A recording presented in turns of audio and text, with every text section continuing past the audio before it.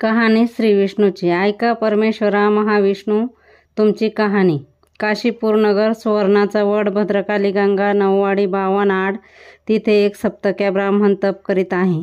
तो काय करतो? सकाळी उठतो, स्नान संध्या करतो, विभूतीचे लेपन करतो, टिबोटी लंगोटी घालतो, खांदी कुऱ्हाड घेतो, वनात जातो, वनात फळं आणतो, त्याची उत्तम पाक करतो, त्याचे 5 भाग करतो, देवाचा देवास देतो, अतिथीस देतो, ब्राह्मणाचा ब्राह्मणास देतो, गाईचा गाईस देतो, उरलं सुरलं आपण खातो. असं करता करता त्याची नखं रुतली, अंगी रोम वाढले, मस्तकी जटा वाढल्या. 88 सहस्र वर्ष तपास झाली.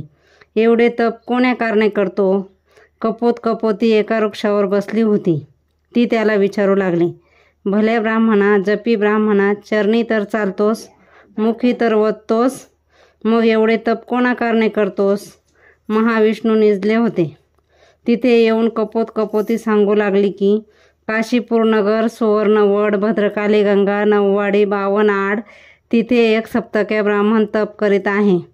करतो काय? सकाळी उठतो, स्नान संध्या करतो, विभूतीचे लेपन करतो, टिबोटी लंगोटी घालतो, खांदी कुऱ्हाड घेतो, वनात जातो, वनाची फळे आणतो, त्यांचा उत्तम पाक करतो, त्याचे 5 भाग करतो, नंतर देवाचा देवास देतो, ब्राह्मणाचा ब्राह्मणास देतो, तिचा अतिथीला देतो, गाईचा गाईला देतो, उरलं सुरलं आपण खातो.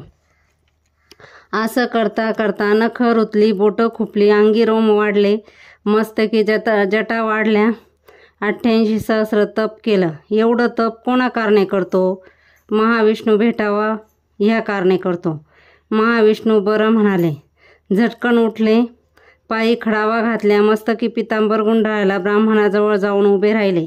भल्या ब्राह्मणा, तपी ब्राह्मणा, चरणी तर चालतो, मुखी तर बोलतो, एवढं तप कोणासाठी करतो? महाविष्णू भेटावा ह्या कारणे करतो. तेव्हा ते म्हणाले, महाविष्णू तो मीच. ब्राह्मण म्हणाला, कशाने भेटावा, कशाने ओळखावा? असाच भेटेन, असाच ओळखेन. शंख चक्र गदा पद्म पितांबरधारी अयोध्याचारी. माघारी वळाला तर ती महाविष्णूची मूर्ती झाली. भल्या शरणागत भक्ता, राज्य माग, भांडार माग, संसारी सुख माग. मला राज्य नको, भांडार नको, संसाराचं सुख नको. तुझं माझं एक आसन, तुझी माझी एक स्तुती कुठं करावी? देवाद्वारी ब्राह्मणाच्या आश्रमी. असे त्याला एकरूप केले.